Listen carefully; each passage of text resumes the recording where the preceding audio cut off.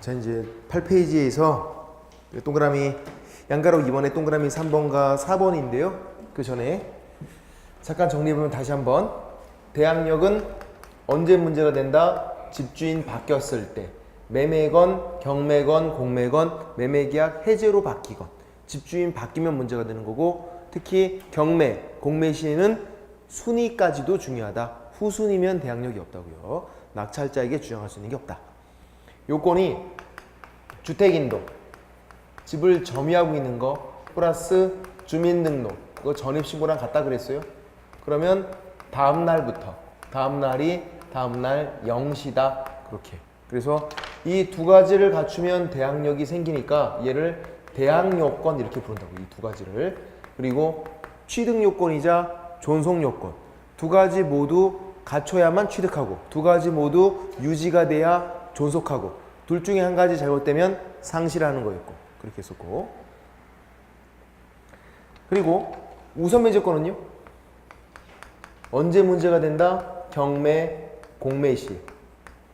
경매, 공매 절차에서 참여해서 자기 보증금 달라고 하는 거니까 매매로 집주인 바뀌면 전혀 문제가 안 된다고 이거는.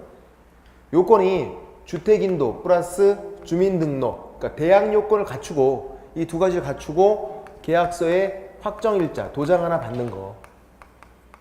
그러면 그 날짜부터 생기는데 대항력이 있었으면, 대항력이 없었으면 대항력 발생과 동시에 생기면 되는 거고. 그렇게. 그래서 보통 같은 날짜에 한다고요. 전입신고랑 확정일자를 같은 날짜에 하면 언제? 다음날 0시에. 대항력이 그때부터 생기니까.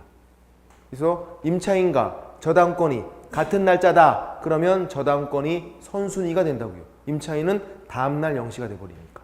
그런 식으로. 임차인끼리는 A가 오전, B가 오후여도 둘 다 다음날 0시니까 동순위가 되는 거고. 그렇게요. 그리고 확정일자는 뭐의 요건? 확정일자 나오면 무조건 우선매 조건. 이거. 주무시다가 일어나서도 대답할 수 있어야 돼. 확정일자는 뭐? 우선매 조건. 무조건 확정일자는. 대항력 요건이 아니었고 그리고 최우선매 조건 요건도 아니었잖아요. 무조건 확정일자는 우선매 조건. 그럼 최우선매 조건은 역시 얘도 최우선매 조건도 경매, 공매 시에 문제가 돼요.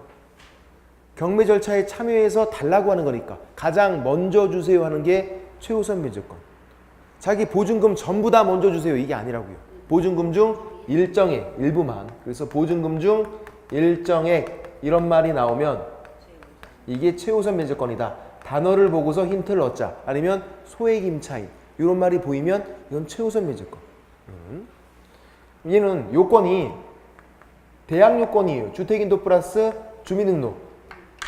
경매가 들어가기 전에 대항 요건만 갖추면 되고 내 보증금이 소액이면 돼요. 확정일자는 요건이 아니라고요. 그래서 확정일자는 대항력 요건도 아니고 최우선 매조건 요건도 아니고 뭐 요건이다? 우선 매조건. 그렇게. 우선 매조건은 후순위보다 먼저 받는 거. 최우선 매조건은 선순위보다도 먼저 받는 거. 보증금 중 일정이고. 그렇게 요건들. 됐고. 이제 거기 동그라미 3번과 4번을 비교해보면 동그라미 3번 보세요. 여기 8페이지 양가로 2번에 동그라미 3번이에요. 어떤 판례였냐면 다 판례인 거 얘기하니까 이런 판례였던 거죠. 임차인이 가장 먼저 들어왔어요. 임차인이 이렇게 대항 요건, 확정일자, 전입신고도 하고 도장도 받고 보통 다 그렇게 하니까. 그리고 후순위로 저당권이 설정됐어요. 이런 상황이에요. 후순위로. 그리고 1번 임차인이 이사를 가게 된 거예요. 그래서 이제 불안하니까 집주인 쫄라서 등기하고 가자. 그래서 집주인 쫄라갖고 뭐 했냐면 전세권 설정 등기했어요. 그럴 수 있나요? 그럴 수 있어요. 임대차 보증금으로 전세권 설정 등기 할 수 있어요. 그런 상황인 거죠. 보증금으로다가 전세권 설정 등기 할 수 있어요. 그러면 한 임차인이 임차권과 전세권 두 가지를 다 가질 수 있어요. 내가 보증금으로 전세권 설정 등기를 하면 임차인으로서 권리도 있고 또 전세권 설정 등기 했으니까 전세권도 갖고 있고 다 갖고 있는 거예요. 그게 가능해요. 같은 사람인데 전세권 설정 등기는 나중에 한 거죠. 그리고 이사를 갔어요. 어떤 일이 생겼냐면 얘는요 취득 요건이자 존속 요건이라고 그랬잖아요. 이사 갔잖아요. 그러면 상실 없는 거예요. 그냥 이사 가는 순간에 끝 없어진다고요. 예. 취득 요건이자 존속 요건이었으니까. 전세권은 있어요. 등기했잖아요. 다만 얘보다 밑에 후순위로 등기해서 있는 거죠. 후순위로. 그리고 이런 상태에서 경매가 들어갔대요. 1번은 어차피 없어졌어요. 이사 갔잖아요. 그리고 전세권은 또 자기 위에 저당권이 있으면 소멸돼 버려요. 그냥 이 저당권은 자기 밑으로는 다 죽여버려요. 전세권도 죽여버려요. 얘가 달라고 했더니 얘가 1순위고 얘가 2순위가 됐어요. 얘가 1순위가 아니에요. 왜 1번이 1순위가 아니죠? 이사 갔으니까. 얘는 이사 가는 순간에 끝난 거라고요. 그냥. 그리고 얘가 1순위, 얘가 2순위. 얘가 어떻게 한다? 싹 쓸어간다. 싹 쓸어가고 남은 찌끄레기를 얘가 받게 된 거죠. 그래서 얘가 소송 제기했어요. 나 억울하다고. 내가 먼저 들어왔고 나 등기까지 했는데 나 왜 조금 줘? 나 같은 사람이야. 더 내라. 근데 판례가 안 된대요. 왜? 임차권 따로 전세권 따로. 이 전세권으로 임차권을 보호할 수 있지가 않대요. 성격이 다른 권리니까. 임차권은 채권이고 전세권은 물건이에요. 전세권이 더 좋은 거라고요. 물건 힘이 센 거. 근데 그걸로 이 선순위에 있는 임차권을 보호할 수는 없대요. 성격이 다른 권리니까. 얘가 만약에 이사 안 갔으면요. 두 가지가 다 있는 거예요. 이사를 갔기 때문에 위에 게 없어진 거고. 그리고 등기를 잘못한 거예요. 이사 갈 때는 뭘 해야죠? 임차권 등기 명령 신청해서 임차권 등기를 해야 돼요. 아니면 민법상 임차권 등기가 있어요. 임차권은 임차권 등기가 따로 있는데 등기를 잘못했잖아요. 지금 전세권 설정 등기로. 등기를 잘못한 거는 이 사람 잘못이지. 공부를 했었어야지. 그러니까 공부 안 하고 왜 법원 가서 지금 헛소리 하고 있어. 지금 공부를 해야지. 임차권 따로 전세권 따로. 임차권과 전세권이 다른 건 공부 좀만 하면 금방 알아요. 그거는. 그래서 너는 어쩔 수가 없다. 공부를 너무 안 했다. 너는 어쩔 수 없다. 예? 이 사람이 임차권 등기 명령 신청해서 임차권 등기나 민법상 임차권 등기했으면 그러면 이게 1순위가 쭉 유지가 돼요. 근데 등기를 잘못한 거예요. 전세권 설정 등기를. 어쩔 수 없다. 결론은요. 간단해요. 임차권 따로 전세권 따로. 판례의 결론은 그거예요. 임차권 따로 전세권 따로. 한 사람이 그 두 가지 권리를 다 가질 수도 있다고요. 임대차 보증금으로 전세권 설정 등기를 하면.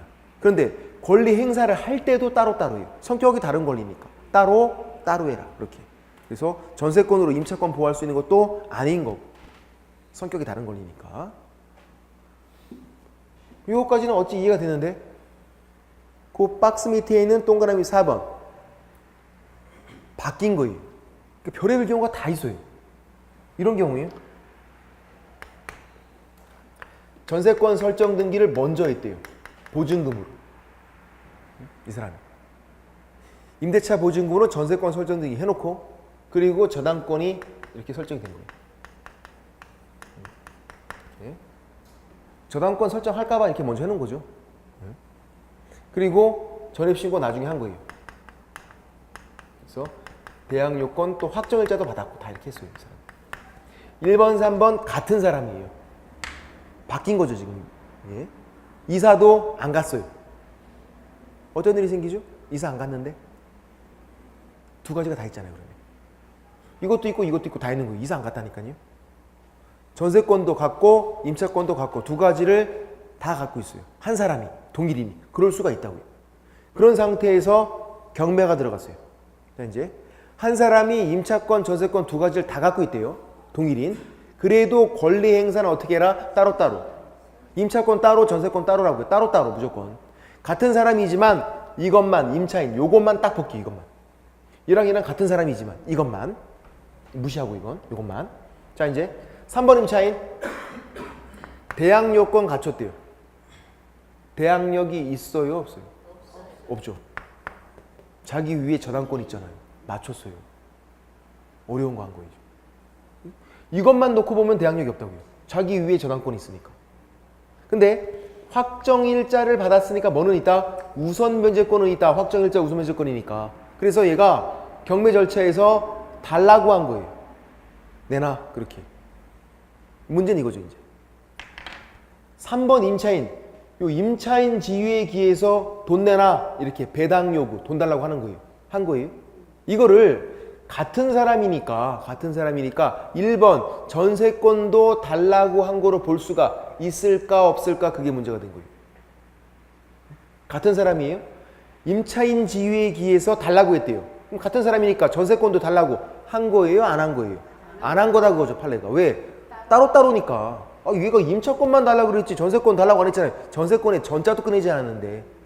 그래서 임차인에 기해서 달라고 한 거, 임차권에 기해서. 이거를 전세권에 기해서 배당 요구한 거로 볼 수가 없다. 판례가 그거죠. 전세권은 전세권에 기해서 따로 또 달라고 했었어야 되는 거예요. 네? 이게 되시나요? 네. 되죠. 결론은 똑같잖아요. 임차권 따로, 전세권 따로다. 이렇게. 결론만 기억하시면 충분하겠네요. 다 잘 나와요, 이게. 판례들이. 됐고. 그 다음, 박스 4번에 소액보증금의 최우선 면제권. 소액보증금 나오면 최우선 면제권. 보증금 중 일정액 나와도 최우선 면제권. 그렇게. 경매 공매 절차에서 선순위보다 먼저 받는 게 최우선 면제권. 뭐를? 보증금 중 일정액을. 그래서 보증금 중 일정액 나오면 최우선 면제권이다. 소액 임차인 보증금 중 일정액 요런 단어가 보이면 최우선 면제권이고 서울에서 1억 이하면 3,400만 원까지 받을 수 있어요.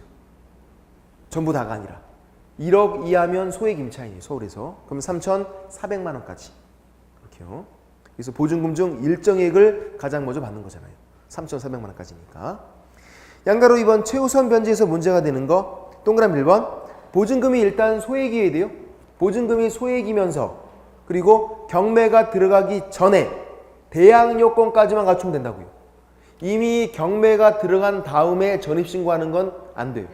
경매가 들어가기 전에 경매 신청 등기, 경매 개시 결정 등기 다 같은 말이에요. 경매가 들어가기 전에 대항 요건만 갖추고 있으면 돼요. 확정일자는 요건이 아니다. 그런데 아까 제가 우선 매제권, 최우선 매제권, 대항력 이 세 가지가 따로니까 소액 임차인이 확정일자까지 받아놨대요. 그러면 더 좋은 거잖아요. 왜? 두 가지 행사할 수 있으니까. 최우선 매제권도 행사할 수 있고 확정일자 받아놓으면 우선 매제권도 행사할 수 있으니까 기왕이면 두 가지 다 행사할 수 있는 게 좋은 거잖아요. 그래서 확정일자를 받아두면 유리하다는 거지 최우선 면제의 요건은 아닌 거예요. 최우선 면제는 대항 요건만 갖추면 된다고. 전입신고까지만. 근데 확정일자를 받아두면 더 좋더라. 이렇게. 예? 왜냐면 최우선 면제권이 보증금 전부 다를 받는 게 아니잖아요. 그러니까 확정일자 받아두면 또 행사해서 또 받을 수 있으니까 두 번 받는 거예요.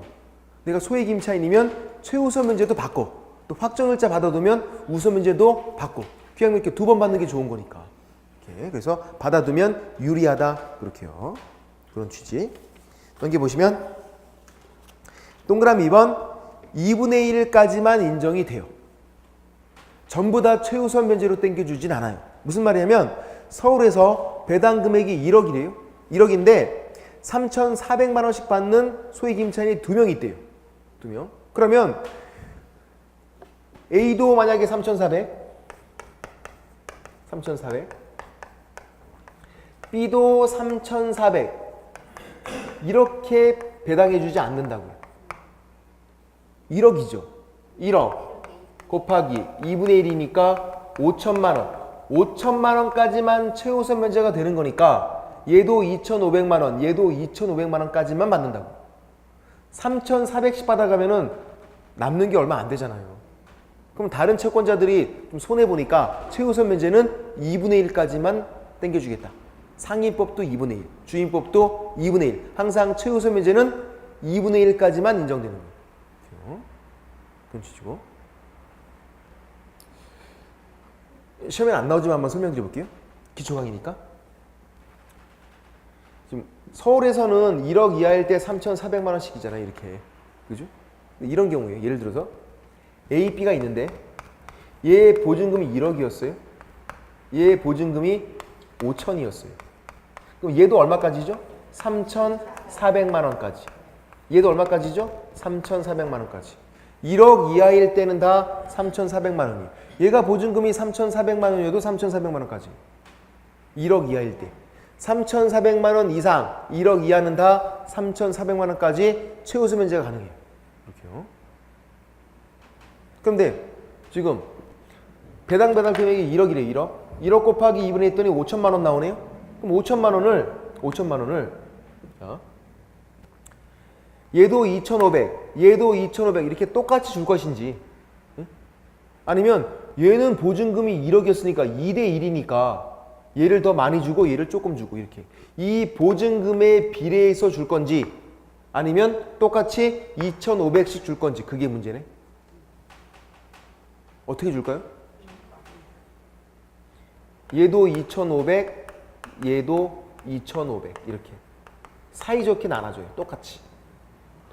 이 보증금에 비례해서 나눠주지 않아요.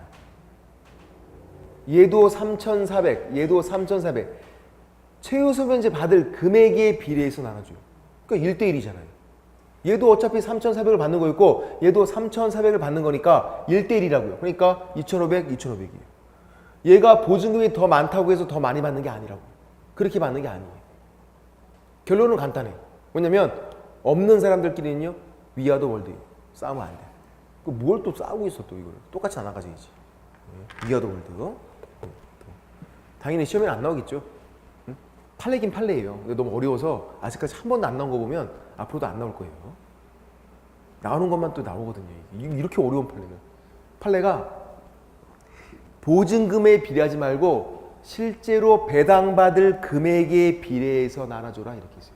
실제로 배당받을 금액은 얘도 3,400이었고 3,400이었단 말이에요. 요거에 비례해서 나눠줘라 그런 거지 자기 실제 보증금에 비례해서 나눠주는 게 아니다. 그런 판례였어요. 거고. 그다음 동그라미 3번은 법조문인데 하나의 주택의 임차인이 2명 이상이고 가정공동생활을 한대요. 함께 사는 경우죠. 가정공동생활. 예를 들어서 A, B가 있는데 얘가 보증금 6천이고 얘도 6천이래요. 이런 상황. 그러면 얘도 소액 임차인 서울에서 얘도 소액 임차인 얘도 소액 임차인 얘도 3,400만 원 얘도 3,400만 원 이렇게 나눠주는 게 원칙이에요. 그렇게 줘야 되는데 봤더니만 둘이 부부였어요. 함께 살고 있는데 계약서만 남편 쓰고 부인 쓰고 이렇게 쓰고 2장을. 그럼 보증금 더하래요. 그럼 1억 2천이니까 1억 넘었잖아요. 둘 다 소액 임차인이 아니다 이렇게 판단하는. 만약에 이런 법조문이 없으면 가족끼리 계약서 다 따로따로 쓸 거 아니에요. 남편 쓰고 부인 쓰고 자식 쓰고 다 따로따로 써서 다 소액 임차인. 그런 건 막아야 될 거 아니에요. 가정공동생활이 그래서 키워드예요. 함께 살 경우만 보증금을 더하래요. 질문 드려볼게요. 상임법에는 이런 조문이 있을까요? 없을까요? 상가건물 임대차 보호법에는 이런 조문이 보증금 더하는 거 없어요. 왜? 가정공동생활이 불가능하거든요. 상가건물에서는. 주택에서나 가정공동생활이 가능하지. 가정공동생활 이런 게 들어가 있는 건 상임법에는 상식적으로 없는 거예요. 상가 건물에서는 가정 공동생활이 불가능하니까. 이 상가 건물에서 같이 자고 있대요. 말이 안 되잖아요. 겨울에 입 돌아가는데 추워 죽겠는데, 그죠? 집도 추운데 온수매트 깔고 자야 되는데 추워서. 온수매트가 좋더라고요. 이번에 사봤는데 남들이 좋다 그래갖고 한번 사봤는데 어우 좋아요 온수매트가.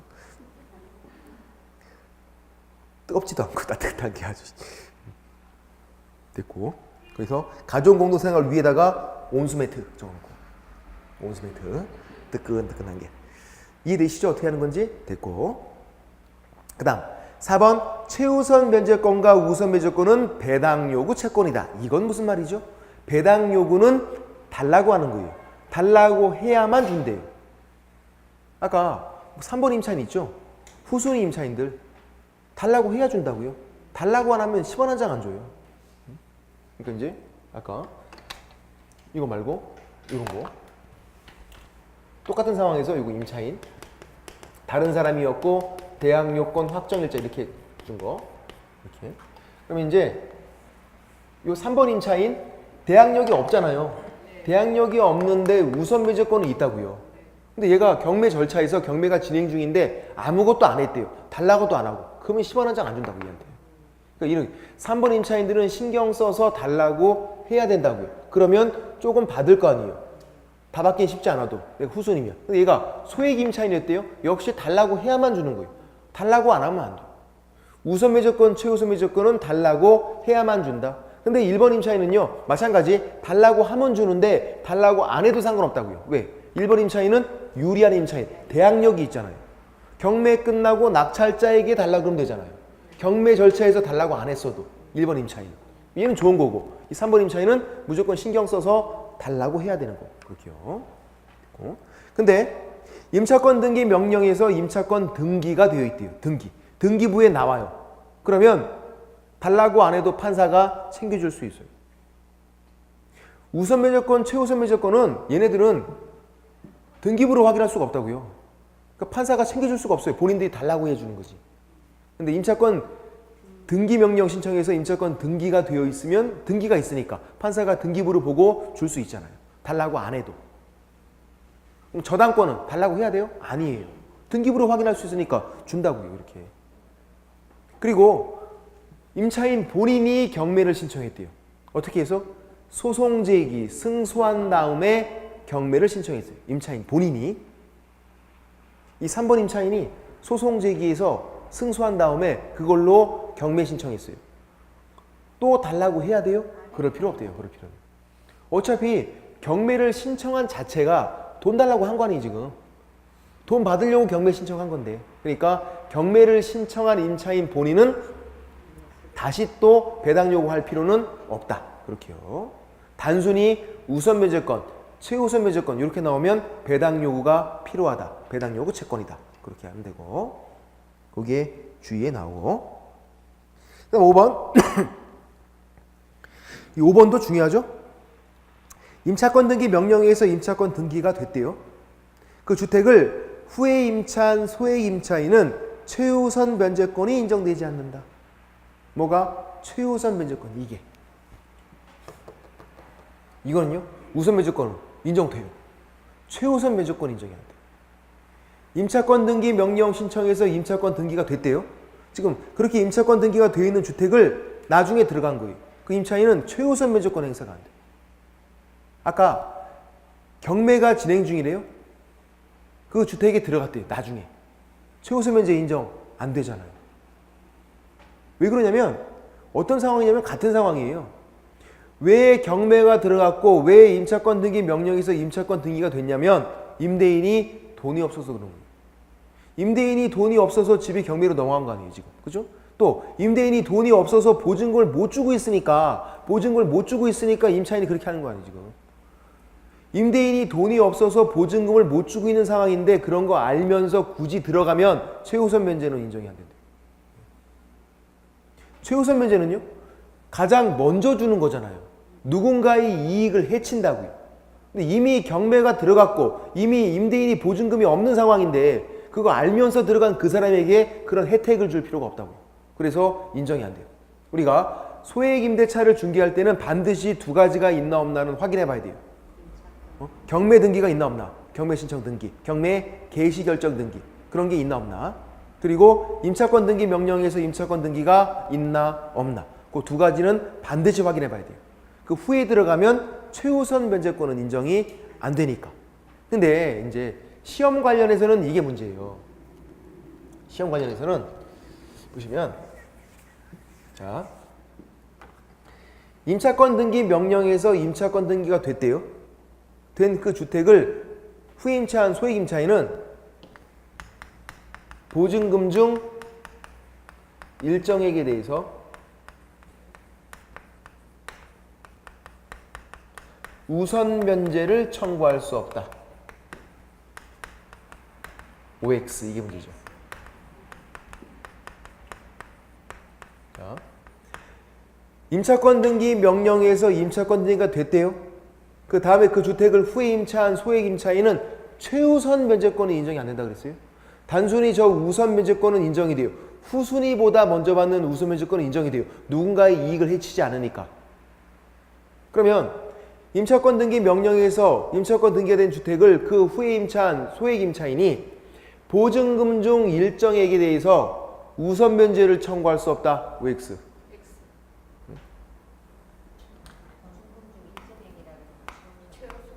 오, 맞는 거예요. 이게 보증금 중 일정액이 이게 뭐다? 최우선 면제권 이렇게 나오면 이게 무조건 최우선. 응? 이거에 낚이면 안 된다. 이게. 이렇게 나와도 앞에 보증금 중 일정액이 보이면 이건 최우선 면제권이에요. 사람들이 이걸 안 보고 이걸 본다고. 아, 이거 함정이구나. 우선 면제는 된다 그랬는데. 그래서 X 한다고요. 5인데. 무조건 보증금 중 일정액 나오면 뭐다? 최우선 면제권. 우선 면제 그런 말이 보여도 아무 의미가 없어요. 무조건 보증금 중 일정액 이 단어가 딱 보이는 순간에 최우선 면제권. 확정 일자 나오면 우선 면제권. 보증금 중 일정액 최우선 면제권. 그렇게 이런 식으로 사람을 낚는다고요. 이게. 시험 관련해서는 이해가 되시나요? 네. 어렵죠. 어려워요. 그래서 1년 내내 한다고요. 1년 내내. 확정일자 우선 면제권, 보증금 중 일정액 최우선 면제권 1년 내내. 내년 10월 달에도 똑같은 말 하고 있을 거예요. 제가. 분명히. 막 지겹다고 귀를 막 막으실 수도 있어. 그래도 계속 열고 있어야 돼요. 그래야 시험장에서 풀 수 있으니까 바로바로. 됐고 그 다음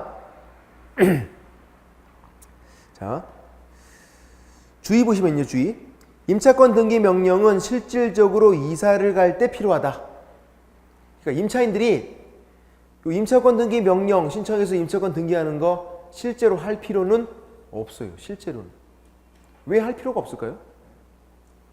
이사를 못 가거든요. 이게 언제 필요한 거냐면 이사 갈 때 필요하다고요. 아까 그냥 이사 가면 상실된다고요. 심지어 전세권 설정 등기 해놓고 가도 상실된다고요.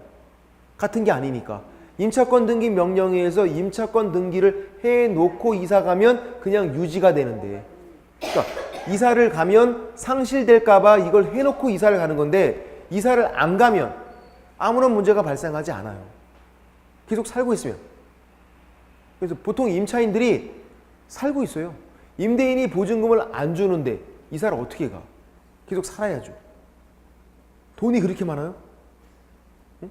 보증금을 안 주고 있는데 다른 돈으로 막 새로운 집을 구하고 있고 돈이 그렇게 많은데 왜 월세 살고 있어요? 말도 안 되는 거지. 돈이 없으니까 보통 집에 살고 있어서 문제가 발생하지 않는다고요. 이게. 그럼 이거를 왜 하냐면 임차인들이 이걸 왜 하는지 제가 봤더니 이러려고 해요. 임차권 등기 명령 신청해서 임차권 등기를 해요. 바로 해줘요. 이거 간단하게. 응? 법원에서 등기를 촉탁해서 해준다고요. 자기가 따로 등기 신청하는 것도 아니고 나는 법원 가서 이렇게 이것만 신청하면 되니까. 그래서 등기가 되면 그걸로 뭐 하려고? 경매 넘기려고 해요. 임차인들이. 자기가 살고 있는 집을 경매로 넘기고 싶은데 보니까 이게 좀 더 간단해 보여. 그래서 법원 가서 임차권 등기 명령 신청하고 임차권 등기가 되면 그걸로 경매 넘기려고. 경매가 돼요? 안 된다 그랬잖아요. 헛수고한 거라고 이게. 자기가 살고 있는 집을 경매로 넘기려면 이런 게 하는 게 아니라 소송 제기해야 된다고요. 보증금 반환 청구 소송 제기해서 승소한 다음에 그 판결문으로 경매를 넘겨야지. 임차권 등기 명령 신청해서 등기가 됐으니까 그걸로 경매 신청해야지. 택도 없는 소리라고요. 안 된다고요. 무조건. 임차인은 자기가 살고 있는 집을 경매로 넘기는 방법이 한 가지밖에 없다 그랬잖아요. 소송 제기, 승소해서 경매 넘기는 거. 그것만. 그래서 잘 모르니까 한 거지 제대로 알았으면 임차인들이 이거 안 했을 거예요. 이사를 안 가면 필요가 없는 건데 이렇게 경매할 때 필요한 게 아닌데 이게. 이렇게. 그래서 똑바로 알 필요가 있다. 또 된 거고. 됐고. 그 다음 6번. 담보 물건을 취득한 때를 기준으로 소액 임차인과 소액 보증금 범위를 정해야 한다. 6번도 별표고요. 실무에서 진짜 너무나도 많이 문제가 되는 거예요. 이게. 실무에서. 왜 그러냐면 주임법이 자꾸 바뀌어요. 지금 서울에서 1억 이하일 때 3,400만 원이 올해 바뀐 거예요. 올해 3월 30일에. 그 전에는요. 제가 적어놨어요. 9,500만 원 이하일 때 3,200만 원이 받는 거였어요. 9,500만 원 이하가 500만 원 증액된 거예요. 자꾸 물가가 오르니까 소액 임차인 범위도 점점 커진 거죠. 그래서 이런 경우가 있다고요. 이런 경우가. 예를 들어서 2016년 1월 달에 이 집에 대해서 서울에서 저당권을 설정했대요. 이 집에. 이때는 얼마? 9,500만 원 이하가 소액 임차인이었어요. 이때는 3월 30일에 법이 바뀐 거예요. 올해. 우린 법이 자주 바뀐다고요. 주임법도 최근에 또 개정됐다고요. 주임법 최근에 3,500만 원 요거 3,200만 원이었는데 이제 3,400만 원으로 200만 원 늘리면서 이 보증금 범위도 500만 원 늘려놓은 거죠. 지금 그래서 이제 2016년 12월 현재 임대차 계약을 체결했어요. 얼마에? 1억 원에. 3월 30일에 바뀌었고 이렇게요. 법은 현재는 이거예요. 그럼 지금 현재 12월 달을 기준으로 딱 보면 이 사람은 소액 임차인이 맞네요. 맞죠? 1억 이하니까. 소액 임차인. 근데 요 집에는 1월 달에 저당권 설정한 사람이 있었어요. 요때 당시 법은 이거였다고요. 요 당시 저당권 설정 당시 요 당시 법을 기준으로 하면 얘는 소액 임차인이 아니에요. 많잖아요. 지금 현재를 기준으로 하면 소액 임차인이 되고 주임법이 자꾸 바뀌어오니까 그러면 어느 때를 기준으로 소액 임차인을 판단할 건지 문제가 되는데 판례가 어떻게 하는 거냐면 현재가 아니래요. 저당권 설정 시 옛날 법 기준으로 요때 당시 법 기준으로 판단하래요. 얘는 현재 보증금이 1억이지만 소액 임차인이 아니에요. 보호를 못 받아요. 왜? 선순위 저당권자가 있었잖아요.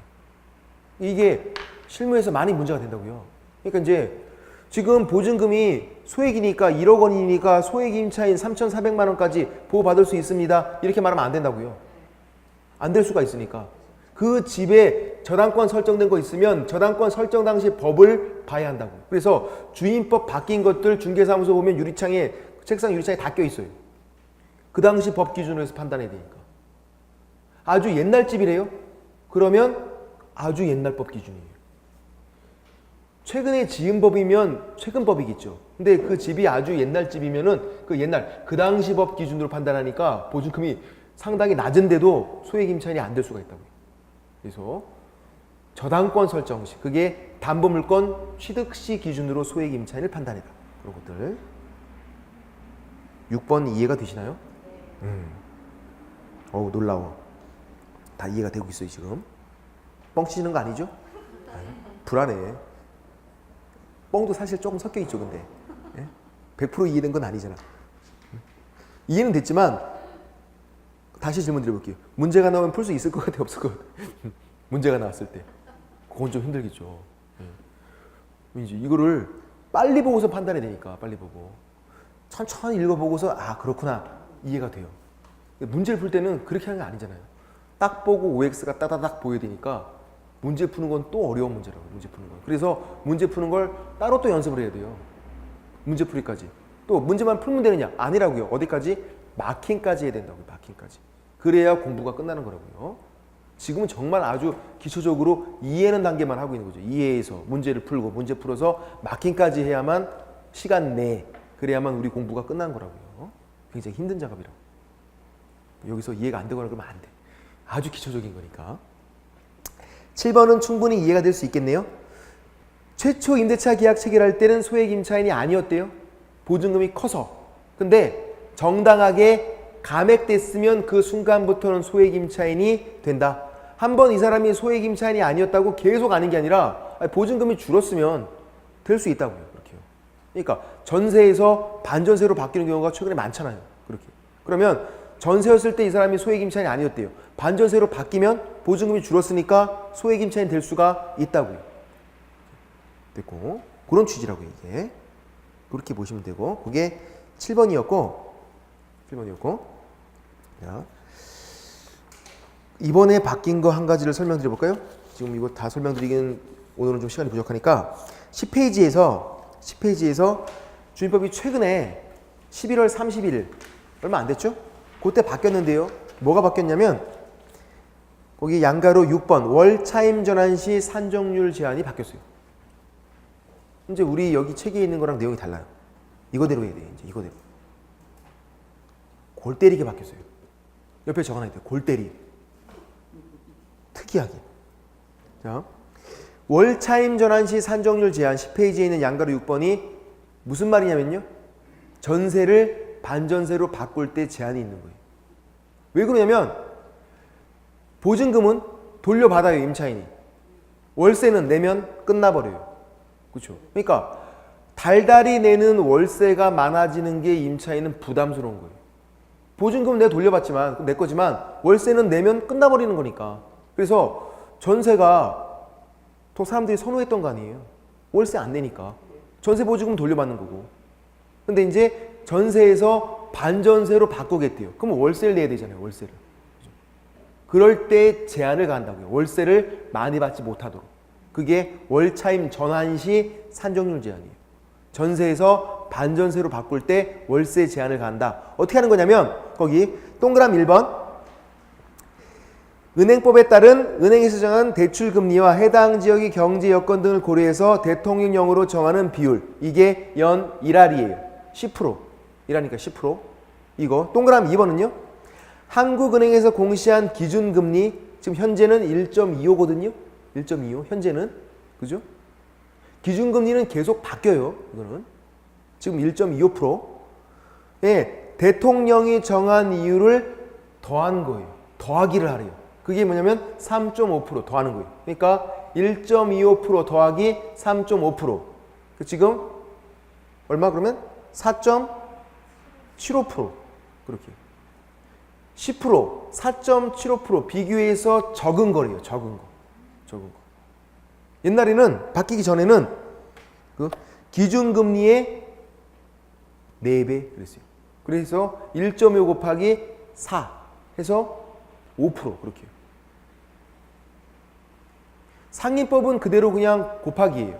4.5배 그렇게. 주인법은 4배에서 이렇게 이제 더하기로 곱하기에서 더하기로 바꿔놨어요. 특이하게. 이것도 민법이나 아니면 중개실무로 나오겠죠. 바뀐 거니까 더하기. 그래서 둘 중에 비교해서 적은 거 1할 10%고 그리고 또 기준금리의 3.5%를 더한 거 1할과 그 더한 금액 중에서 적은 거 4.75%. 지금 보니까 당연히 4.75%예요. 근데 이게 계산하기가 복잡하니까 제가 바꿔놓은 거예요. 얘는 얼마로? 기준금리를 1.5%로 바꿔놨어요. 좀 계산하기 쉽게. 1.25%는 계산하기가 복잡하니까. 기준금리는 만약에 시험 문제가 나오면 시험지에 주어져요. 우리가 기준금리까지 외우는 건 아니라고. 나오니까 이거는 기준금리는. 그리고 이 계산 문제가 딱 한 번 나온 적이 있어요. 시험에. 또 나올 때가 됐어. 느낌이 좀 싸다고. 자꾸 바뀌어오니까 이게. 그래서 한번 해볼게요.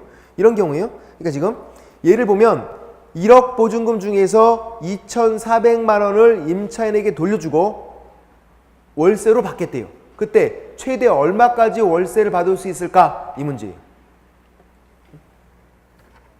지금 1할 10%죠?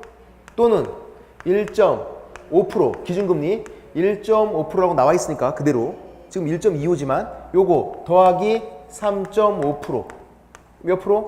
5%. 맞죠? 5%죠. 얘랑 비교해서 적은 거 얘다. 그러니까 요거를 초과해서 전환이 안 된다고요. 이걸 초과해서. 그러니까 지금 1억 중에서 2,400만 원을 돌려주고 그만큼 월세로 받겠대요. 2,400만 원 곱하기 얼마? 0.05 해야죠. 5%니까 0.05. 얼마? 120만 원. 120만 원. 맞죠? 2,400 곱하기 0.05는 120만 원. 중요한 건 이게 연이에요. 연. 월이면요? 나누기 10을 해야지. 얼마? 10만 원. 그러니까 2,400만 원을 돌려주고 내가 월세로 받을 수 있는 최대 월세가 10만 원밖에 안 돼. 11만 원 받으면 안 된다고. 1만 원 돌려줘야 돼. 최대. 또 오해하시면 안 돼요. 이런 경우에 지금 상황이 보증금 1억에 월세가 10만 원 된 거예요? 맞나요? 아니죠. 어떻게? 2,400만 원 돌려준 거잖아요. 그러니까 얼마? 7,600. 보증금 7,600에 10만 원 된 거라고요, 월세가. 2,400만 원은 임차인에게 돌려준 거예요. 임대인이. 그리고 그만큼을 월세로 받는 거고.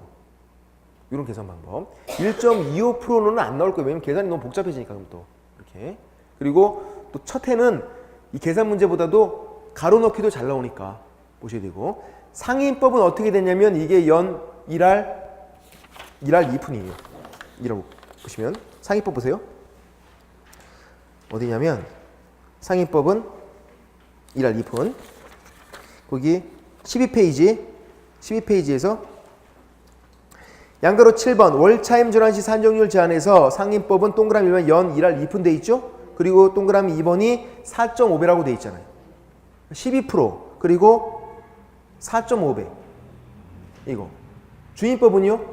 10% 4배였다가 4배가 어떻게 더하기로 바뀌었다고요. 3.5%를 더해라 이렇게. 완전 차이가 나니까 헷갈리면 안 돼요. 주인법인지 상인법인지. 계산하는 방법은 똑같은데 다만 그게 있고 그렇게 보시면 되고 가지고 이해가 되셨나 모르겠네요. 가지고 오늘은 좀 힘드시니까요. 내용이 너무 어려워서 여기까지만 하고 다음 주에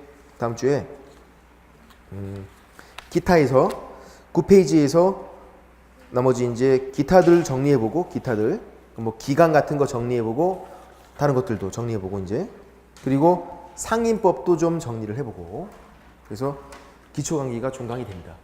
주인법 상인까지 하면 그리고 이제 1월 달부터는 기본서가 나오니까 기본수로 수업이 진행되는 거고요. 그렇게 하시면 되고 그리고 이게 11페이지에서 제목이 잘못됐네요. 상가 건물 임대차 보호법인데 입대차가 됐네요.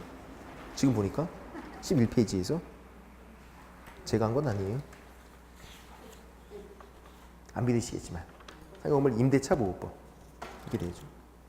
됐고 상인법도 권리금 보호 뭐 이런 것까지 있으니까 다음 주까지 나오셔서 다 들으시면 될 것 같습니다. 됐고요. 오늘 여기까지 하도록 하겠습니다. 비가 오고 하니까요. 조심해서 돌아가시고요. 자, 다음 주에 뵙도록 하겠습니다. 수고하셨습니다.